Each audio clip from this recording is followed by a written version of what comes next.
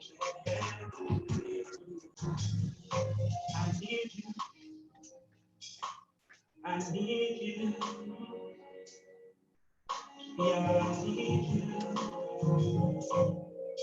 Yeah, I need you. Oh, I need you. Oh, I need you. Oh, I need you. I need you. Oh, I need you. I really need you. I need you. Yes, I need you. I need. Oh, I need you. I really need you. I need you. I need you. I need. Oh, I need you. I need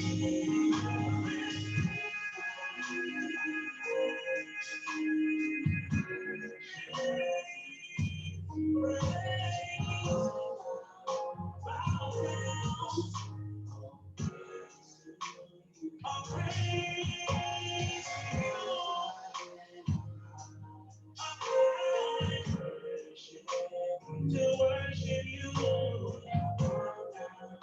Bow down to my knees. Oh, praise. I raise my hand up high to worship you. So I bow down on my knees. Oh,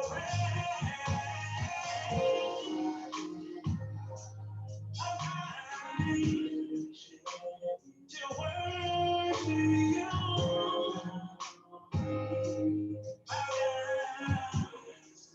Oh, praise.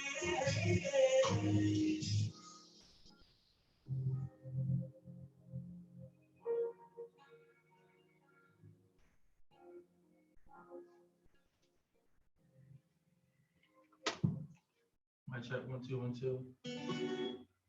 Mic check 1 2 1 2. I want to take the time to greet everybody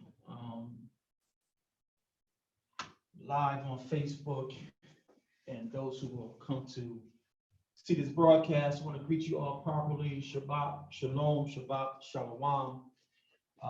Not going to be before you long. Just want to go over a quick special broadcast to encourage our Israelite family near and far.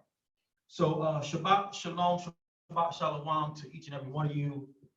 Pray that Yah has kept you well during this pagan work week. I pray the Most High keep you all in your travels and your Shabbat gathering throughout the day. Today is on the pagan calendar. Today is the 1st of February 2020. On the lunar calendar of the Most High, today is the sixth day of the 12th month. Tomorrow, which will be the pagan Sunday for the month of February, and that's the actual lunar Shabbat. So whether you gather on Saturday or you gather on the lunar Shabbat, we pray the Most High keep you all and bless your gathering, bless and honor your sacrifice. Locally here for the Torah group, just a few announcements. Next Saturday, which will be February 8th, we will be celebrating our Feast of Purim locally. We'll be celebrating Purim locally. We're going to go over the scrolls and read the book of Hadassah, better known as Esther to most people. So next week, February 8th, here in Greensboro, we will be celebrating the Feast of Purim, going over the history of our customs and praising the Most High for keeping our people as always. After that, the week after the 8th, on February 15th, our very own Elder Rashim will be teaching, and we will be starting our intro into the Torah. So February 15th, Brother Rasheen will be starting the intro into the Torah. And Torah is our constitution, the Hebrew way of life. So prepare your hearts and minds to go into the Hebrew society that we call the Torah, and that's February 15th. I don't have any other announcements other than that. So February 8th is Purim, and February 15th, Elder Rasheen will be teaching. Today, I just want to be real brief because I'm going to be visiting another family today. But today, a quick little words of encouragement, and I'm entitled this. We are currently in Phinehas season. Phinehas season is upon us. Phinehas season is upon us. So that can mean different things to different people. We're going to go through and show you what we mean about Phinehas. So, got your scrolls, got your Torah with you. We're going to start this in Numbers chapter 25. Numbers chapter 25. This is just to pick the Shabbat up. Pick our family up. Lift our family up. You got your scrolls. We're going to start this. We're going to start this in Numbers 25. And the inspiration to this is the current events going on. Last night, the Senate, of course, voted to deny justice, to deny any witnesses be called against, the president. So as we speak, we're really under a monarchy. We now have King Donald Trump as our commander-in-chief. Also, behind the scenes, many people don't realize Donald Trump just signed one of the most important pieces of legislation into law yesterday, or maybe Thursday or Wednesday, Thursday. Check the dates. But he pretty much gave the Palestinians, the Arabs, an ultimatum over in Israel. And I haven't read the document in its entirety, but just the cliff notes of this ultimatum he gave them. He made the conditions of this so-called agreement so egregious to the Palestinians. There's no way that they're going to agree to these conditions of this new law. So long story short, sooner or later, there's going to be that Middle Eastern war that they've been trying to avoid for like 60, 70 years. So Donald Trump is now king. The Arabs are now just being pushed out. Their homes are being destroyed and demolished. That's going to lead to war. And then, of course, you see I don't know if it's an epidemic yet. I guess right now it may be still a pandemic, but you see this coronavirus. And this coronavirus supposedly started in China and now it's working its way across the world. It's here in the States, they say. So we have all these current events happening, and if you're not rooted and grounded in our scrolls, it could be very, very, very scary. It could be very scary. But for us as born again Israelites, we should have no reason to fear. We should have no reason to fear, because all our ancestors, the Messiah himself included, they already prepared this for us. They already prepared us for this, I should say. They already prepared us for this. So these are the days that we were warned about. So now it's time for us more than ever to be reading those scrolls. We should be eating these scrolls daily, because that's what's going to keep us. That's what's going to keep us. And that's why the Most High had our ancestors record all this information. The Most High didn't need to keep a record of it for himself. He had his prophets record everything for our generation. So us as born again Israelites, we should have no reason to fear, And that's why, family, Phinehas' season is here. Phinehas' season is here. So let's get into this, and we won't be long. So in Numbers 25, or by the Hebrew title, Bamadabar, the wilderness, in the wilderness. I'm going to start this at Numbers chapter 25, and I pick it up at verse 1, then I drop. Numbers 25:1. And Israel abode in Shittim, and the people began to commit whoredom with the daughters of Moab. Our ancestors are doing wickedly. I'm going to drop down to verse 6. Numbers 25:6. And behold, one of the children of Israel came and brought unto his brethren a Midianitish woman in the sight of Moses, and in the sight of all the congregation of the children of Israel, who were weeping before the door of the tabernacle of the congregation. Verse 7. And when Phinehas, the son of Eleazar, the son of Aaron, the priest, saw it, he rose up among the congregation and took a javelin in his hand. Verse 8. And he went after the man of Israel into the tent and thrust both of them through, the man of Israel and the woman through her belly. So the plague was stayed from the children of Israel. And those, verse 9, and those that died in the plague were 24,000. 24,000. So there was a plague amongst the camp of the Israelites, and no one knew why the Most High was mad with us. And then it was told that this Israelite had brought this strange woman into his tent. And when Phinehas heard of it, Phinehas is the son of a priest. He's a son of a priest. He's a Levite. Phinehas was so zealous, he went in and stabbed them, killed the man and the woman, stabbed them through with the javelin. Now, we don't want to focus on the murder or killing them, but we want to focus on family.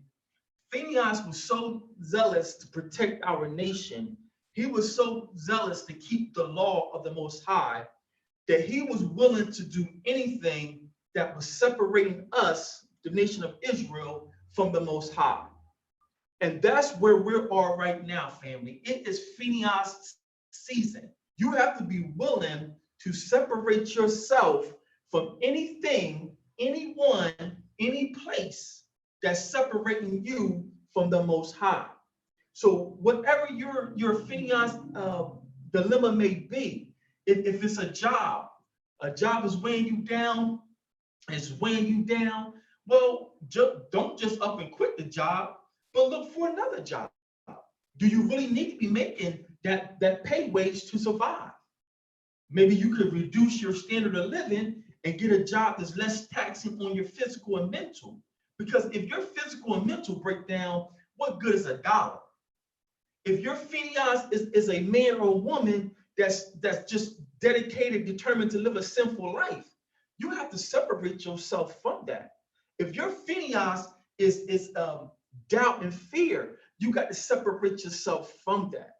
Whatever is separating you from believing in the Most High with all your heart, it's time to do that.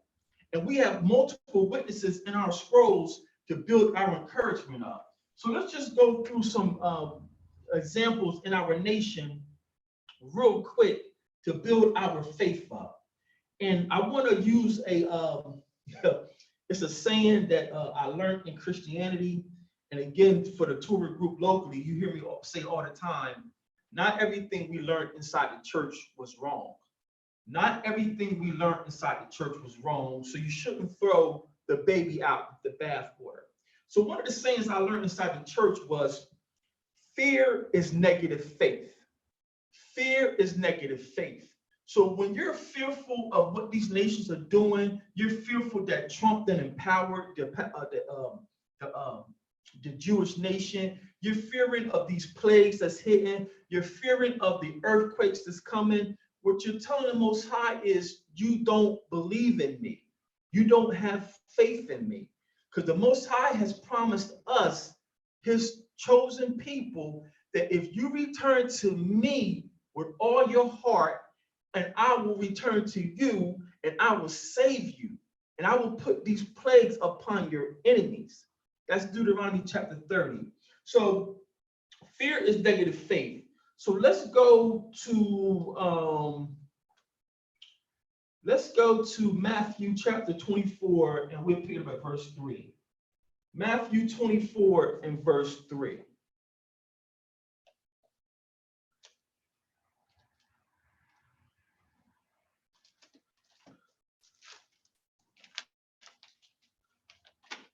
Fear is negative faith. Fear is negative faith. So we're going to pick up Matthew chapter 24, and we'll start this at verse 3, and then we'll jump down. So Matthew 24, verse 3. And as he sat upon the Mount of Olives, the disciples came unto him privately, saying, Tell us, when shall these things be, and what shall be the sign of thy coming and of the end of the world? So the disciples asked the Messiah, what signs are going to be shown that it's the end of the world and you're coming back? Now, one caveat I want you to write down or note if you're taking notes. The Messiah answered these disciples, but we know the Messiah is the beginning and the end. The Messiah is the Torah. The Messiah knew that these disciples that he was talking to would not be alive in the physical to see his second coming. But the Messiah went ahead and answered them, but he answered them for our benefit. So let's read what the Most High told them for the answer. Let's drop down to Matthew 24, and we'll pick it up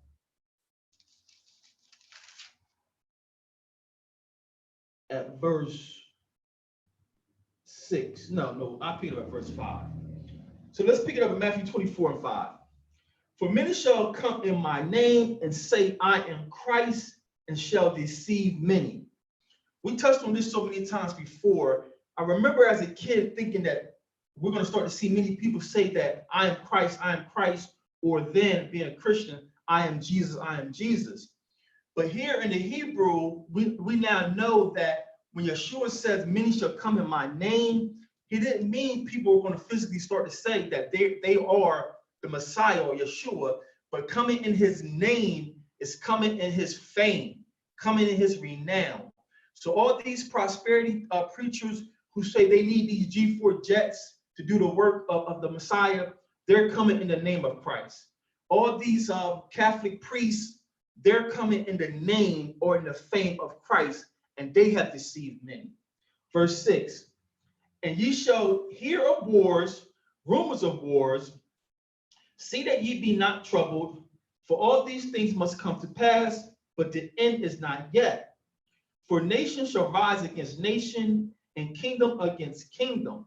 And there shall be famines and pestilence and earthquakes in diverse places. Of course, we see this now. All these are the beginning of sorrows. Then shall they deliver you up to be afflicted, and shall kill you, and ye shall be hated of all nations for my name's sake. And then shall many be offended, and shall betray one another, and shall hate one another. And many false prophets shall rise and deceive many. And because iniquity shall abound, the love of many shall wax cold. But he that endures until the end, the same shall be saved. So everything the Messiah told us was going to happen, these signs are here. That's why I'm not so enthused to broadcast what we do to everybody, because it says brother is going to betray brother. It says iniquity is going to abound. So we have to move with wisdom, and more importantly, we have to be rooted and grounded in the promises that was left to us. Everything that was prophesied to happen, these days are here. And as human beings, what is our most greatest fear? What is our most greatest fear? And I'm not talking about, I guess, personal phobias. Some people have a fear of drowning, fear of spiders, But I'm talking about to survive as a human on this planet, what do we need? Well, we need, food, clothing, and shelter.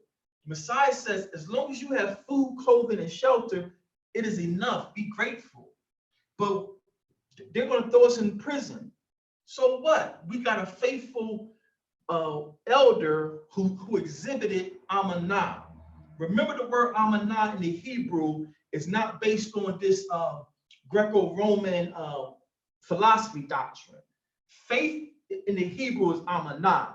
Amanah is made up of 4 Hebrew characters. The Ah is the ox head. The Ma is the ocean, the glyph of the wave. That's Ah, Ma. And then the Na is the seed of a man. And the last character is a man with his hands in the air, the Ha, Amanah.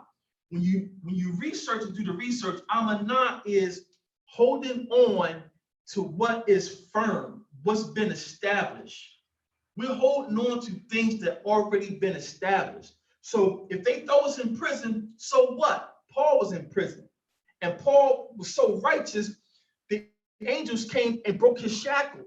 And Paul still didn't run. He told the jailhouse keepers, don't harm yourself, for we all are still here and accounted for.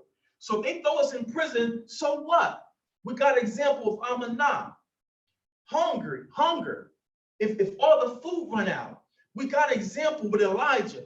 Elijah went on the run, and the Most High sent ravens to come bring him food. That's Amanah, something established. We have no reason to be fearing what's coming, because whether we know we're Israel, we're of the stock of the Messiah or not, the powers that be don't care. So some of our brothers and sisters who follow different faith systems, it don't matter. They don't know who they are. Just because your enemy knows who you are, you're going to suffer, because the Messiah says, for his sake, you are going to be cast into prison. You're going to be killed. So it don't matter if you don't know who you are or not. You're going to go through persecution. But when you go through that persecution, hold on to your amanah. And another thing I want to drop into your spirit, is every generation of ours have went through persecution. During the Messiah's time, we were under Roman authority, and we were being, overtaxed. We were being killed in revolts and stuff. So that generation had to go through persecution. Then we had a generation that went through the diaspora, being killed in Spain under the racks, the Roman Catholic Church burning us inside the churches, torturing us. We had that generation that made it through that. Then we had that generation that made it through the transatlantic slave trade. That generation, some of them jumped in the water, some of them just didn't make the journey. Thankful, all praise to the Most High, some of them did make it to this land and had me and you. But they had to endure hard labor, whippings, hanging, feathering, tarring. So the generation after that, maybe some of our great-grandparents or grandparents, they made it through the Jim Crow era. So now that our generation is the one the Most High has chose to awake, some of us, I think, have maybe a delusion that our generation is not going to go through anything. That our generation is just going to be the one that the Messiah just come through, swoop up out of Babylon, and we go back to the wilderness. No, family. Our generation has to suffer something too. How just would it be that we don't go through anything? So, family, we're going to suffer. We're going to suffer persecution. We don't know how it's coming. We don't know when. But when you suffer, even if the Most High allowed them to take your natural life, you count it all joy. Count it all joy, family. Hallelujah. All praises. So let's wrap this up and let's read some champions of Amanah. Some champions of Amanah, or some champions of faith. And we're going to pick this up in the letter to the Hebrews chapter 11. We're going to pick this up to the letter that was written to the Hebrews. Hebrews chapter 11, and I'll just read a couple precepts out of here. Hebrews 11. Now faith is the substance of things hoped for, the evidence of things not seen. Now, this is a Greco-Roman philosophical definition. That's not what faith is for Hebrew. Faith for Hebrew is amanah. Amanah, when you learn the glyphs, amanah is something that is firm and established. So we know it's been established. We got multiple examples that the righteous may suffer. Daniel was a righteous man. He still went to Babylon. Noah was a righteous man. He still had to suffer the flood. That was a fearful event. So just because we are living righteous the best we know how, don't mean we're not going to suffer persecution. But we have amanah, meaning we have established examples that even though the righteous may suffer, the Most High still will keep us and deliver us even when we're going through. Hebrews 11, verse 2.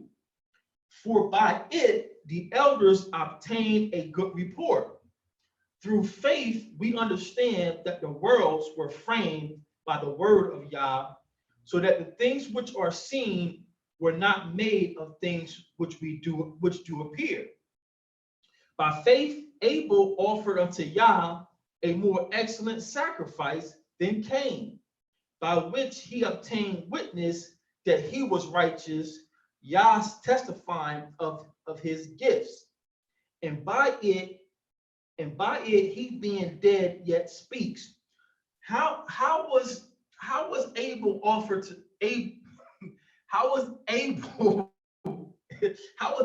able to offer a sacrifice by faith? Well, Abel was able to offer a sacrifice pleasing because he had amanah. He had something that was established, something that was confirmed by his father Adam, that if you sacrifice and you do righteously, the Most High rewards you. So this faith being the substance of things hoped for and the evidence of things not seen, that's evidence of Greek philosophy creeping into the New Testament. The Hebrew nation, the Israelite nation, is not a abstract nation. The Israelite nation is a concrete nation. Everything about us you can touch, smell, grab, or see. So amanah, or Abel had an amanah. He had confirmation by his father Adam that when you sacrifice with a good heart and with righteousness, Yah rewards you. That's how Abel had amanah. Let's continue on. Drop down to verse 5. By faith, Enoch was translated that he should not see death, and was not found, because Yah had translated him. Before his translation, he had this testimony that he pleased Yah. But without faith, it is impossible to please Yah. For he that cometh to Yah must believe that he is, and that he is a rewarder of them that diligently seek him. And that's where I wanted to get to, family.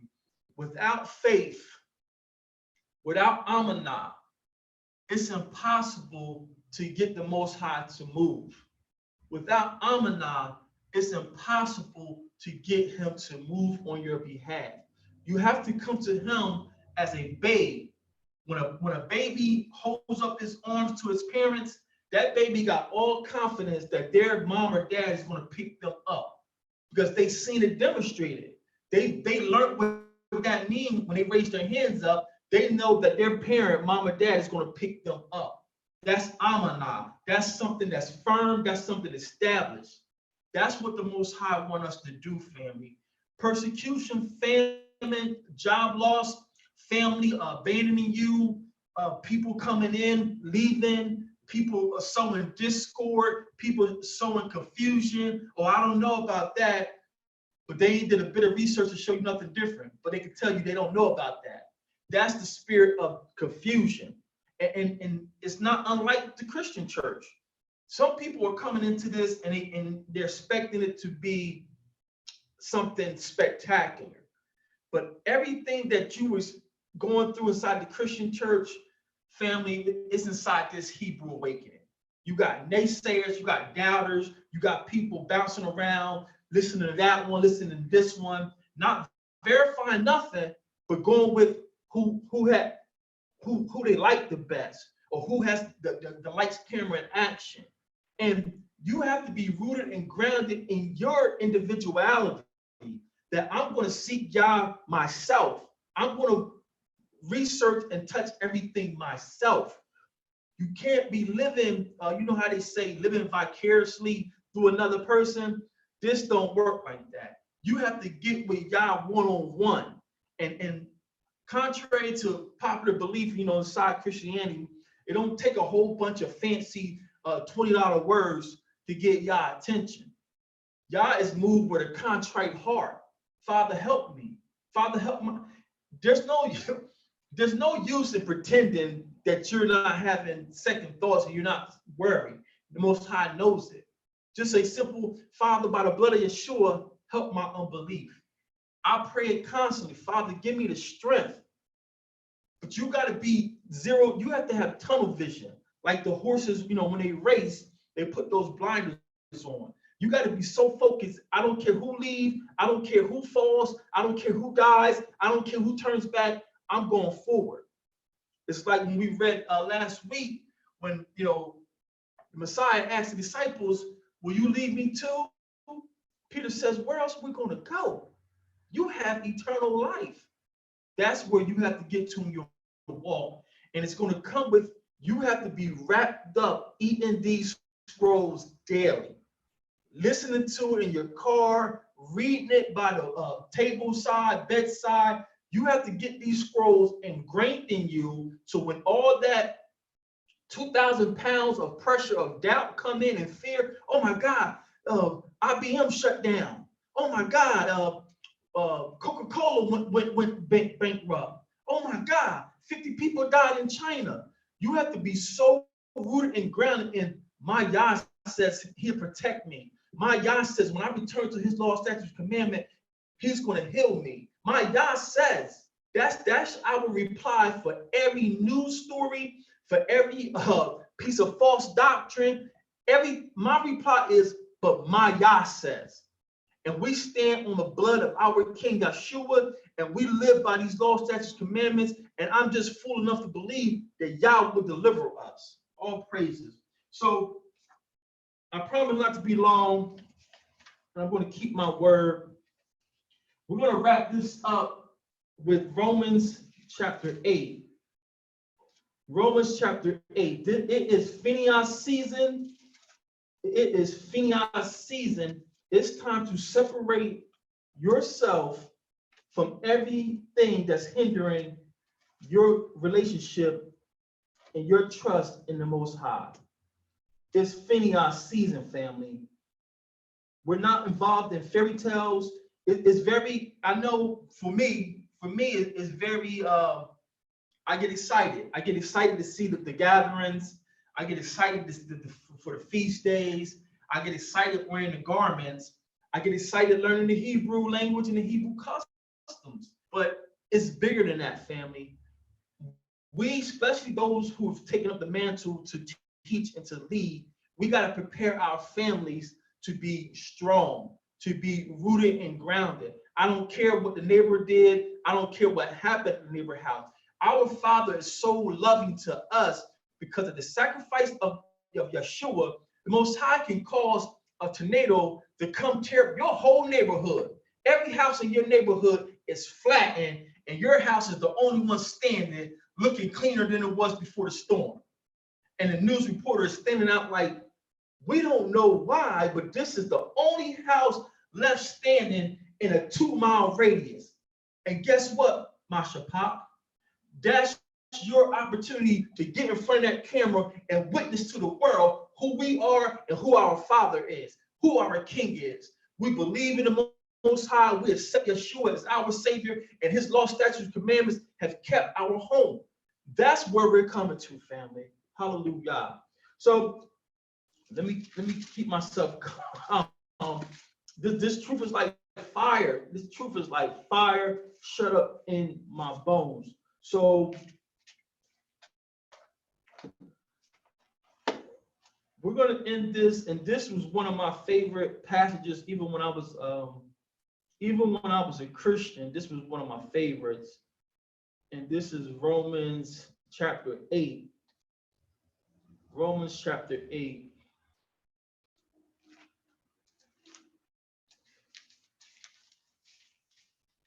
Got so many Bibles I'm working with.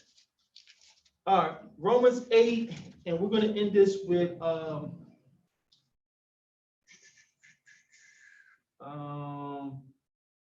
why not?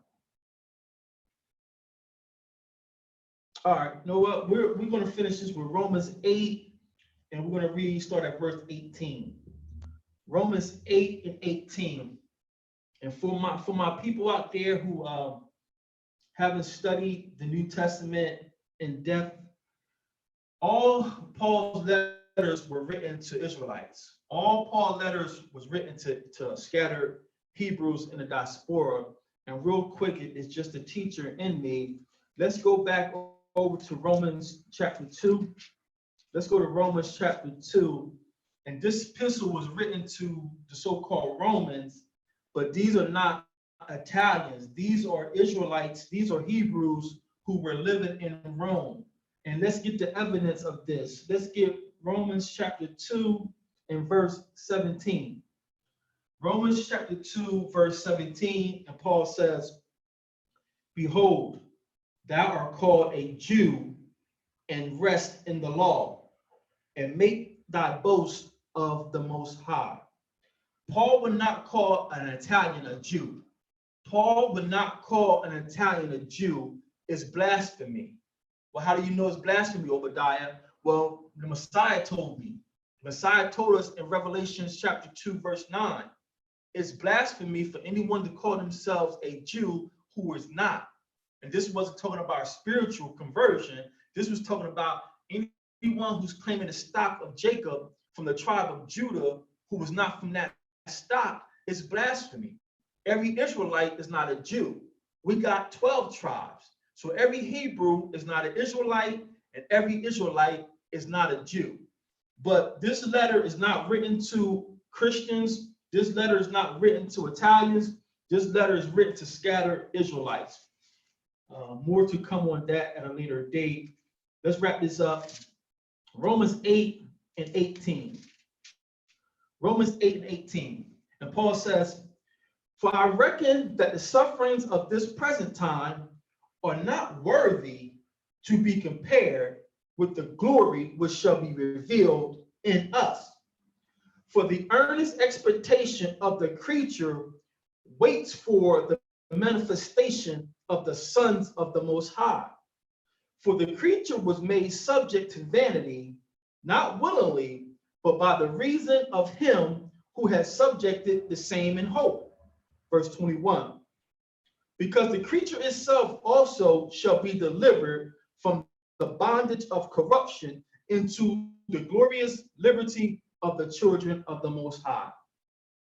For we know that the whole creation groans and travaileth in pain together, and not only they, but ourselves also, which have the first fruits of the Spirit. Even we ourselves groan within ourselves, waiting for the adoption, to wit, the redemption of our body." Verse 24. "For we are saved by hope, but hope that is seen is not hope. For what a man seeth, why do he yet hope for?" Verse 25. "But if we hope for that we see not, then do we with patience wait for it." Hallelujah. Verse 26. "Likewise, the Spirit also helps our infirmities, for we know not what we should pray for as we ought. But the Spirit, the Ruach itself, makes intercession for us with groanings which cannot be uttered." Hallelujah. Romans 8 and 27. "And he that searches the hearts know what is the mind of the Spirit, because he makes intercession for the saints according to the will of the Most High." Here we go, family. This is what we came for. Romans 8 and 28. "And we know that all things work together for the good to them that love Yah, to them who are called according to his purpose.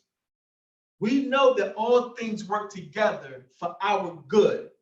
Who is the our here?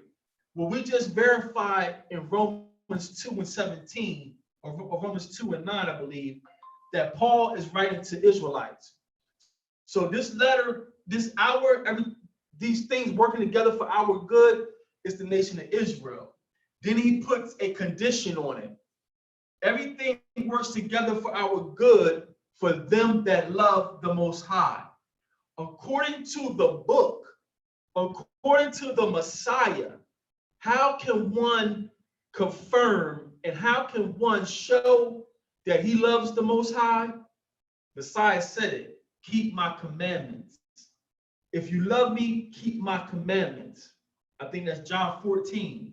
It's repeated throughout. If you love me, keep my commandments.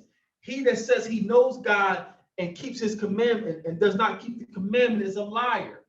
So again, us returning to the Most High, believing in our King, his sacrifice, and reclaiming our covenant, our contract, that's our confirmation. That's our amanah that we're going to be okay. Verse 29, Romans 8 and 29. For whom he did foreknow, he also did predestinate to be conformed to the image of his Son, that he might be the firstborn among many brethren. Verse 30. Moreover, whom he did predestinate, them he also called, and whom he called, them he also justified, and whom he justified, them he also glorified. Listen to this music. Listen to this beautiful music right here, family. Romans 8 and 31. What shall separate, Salakia. What shall we then say to these things? If Yah be for us, who can be against us? Romans 8 and 31 was my favorite verse, even when I was in Christianity. If Yah be for me, who could be against me? Who could be against me? Verse 32.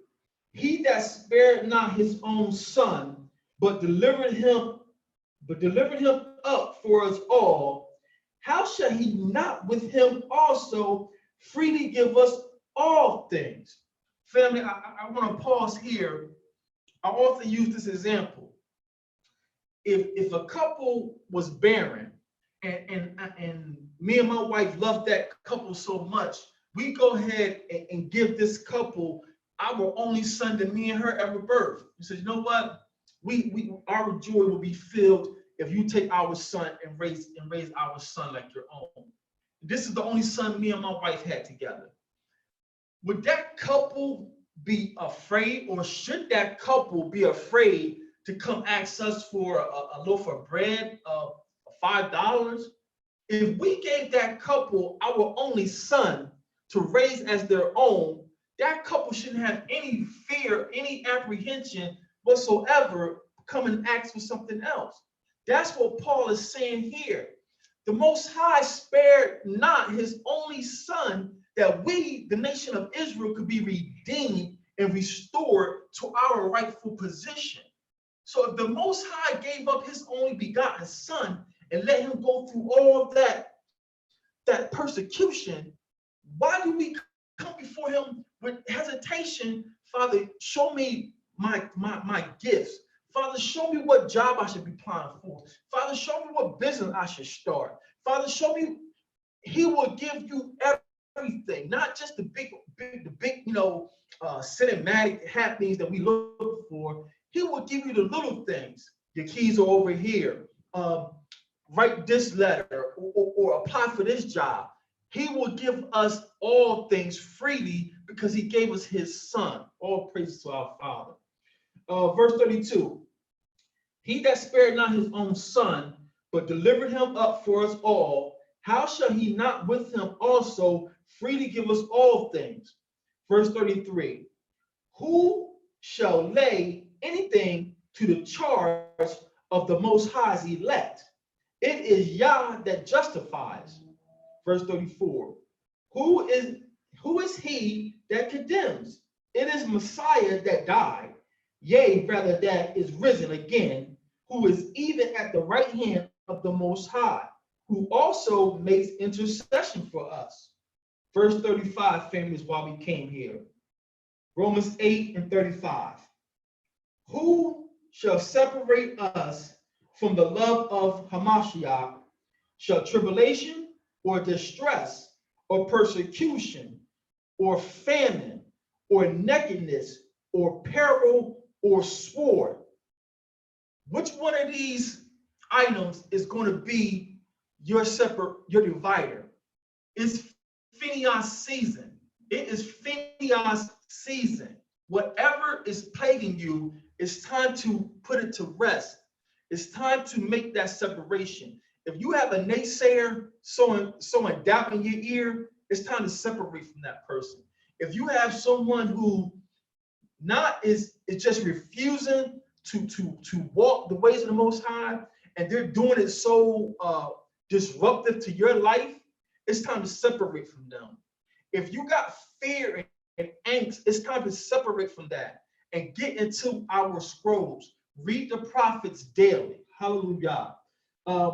Verse 36, as it is written, for thy sake we are killed all the day long. We are accounted as sheep for the slaughter. Nay, in all these things we are more than conquerors through him that loved us.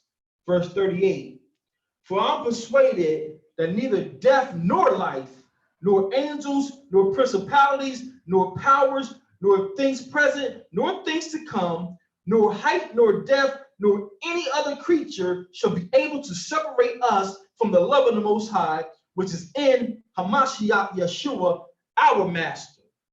Hallelujah. May the Most High keep us. May the Most High strengthen us. To all those who gather today, Shabbat Shalom, Shabbat Shalom. To all my lunar Sabbath keepers, those who will gather tomorrow on a pagan Sunday, Shabbat Shalom. To my Torah group family, I pray the Most High bless you today. I pray the Most High keep you in your travels. To the Upshaws, please be safe. Shabbat Shalom, Sister Barbara, Sister Angela, Brother Markel, my wife's Shabbat Shalom. Forgetting somebody, Brother Dawid, Brother Obadiah, what's I'm forgetting? Imam, Mother, Shabbat Shalom. Everybody to the local Israelites here in the Triad area, to the scattered diaspora, to the four corners, Shabbat Shalom. Our King is coming. We have no reason to fear. It's Phinehas season, but Yah will be done in the earth. Shalom. I love you all.